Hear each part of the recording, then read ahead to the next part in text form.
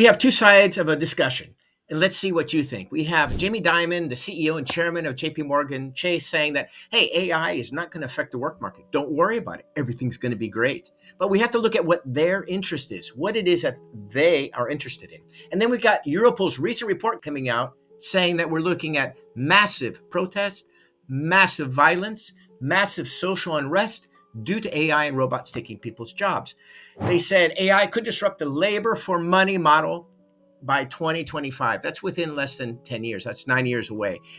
And if you look at from a practical standpoint, I think the winner there is Europol. But I'd like to hear your comments and your thoughts. Who do you trust more, Europol or Jackie Dimon, the head of JP Morgan Chase, the largest bank in the United States? The guy who wants to become president of the United States, the guy that hates Donald Trump, the guy that supports globalists, the guy who has a mentality similar to people like Larry Fink of BlackRock, the globalist elite like the World Economic Forum, like Klaus Schwab. You'll own nothing, but you'll be so happy. Look what they've done to the real estate market. These progressives and these liberals and these ultra socialists, what they are, have made the real estate so expensive in the US and in Europe that the normal people, entry-level people coming into a new job, can't buy a home.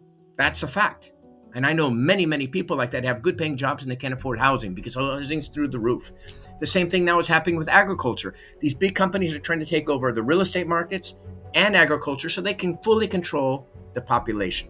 That's what it's at. So they're in league with the ultra progressives because socialism will benefit them at least short term because they'll get a grip and they'll get a monopoly of control through help of their political allies, the ultra progressive socialists. So you need to think about and wake up, guys, what's really happening here. This is not about a thing saying, oh, I'm mega this or I'm mega that or I'm whatever. No. Let's just use common sense. Think about what's going on. What's in your best interest? Your best interest is that if you work hard, you can get something out of life.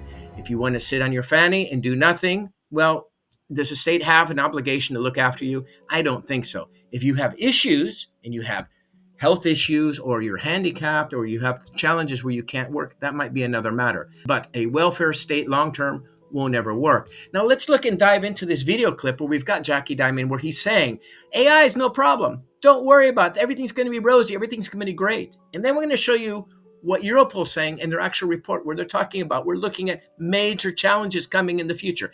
And look, I don't think AI is going to dramatically reduce jobs like it was unbelievably next year. I think AI is real. We've been doing it since 2012.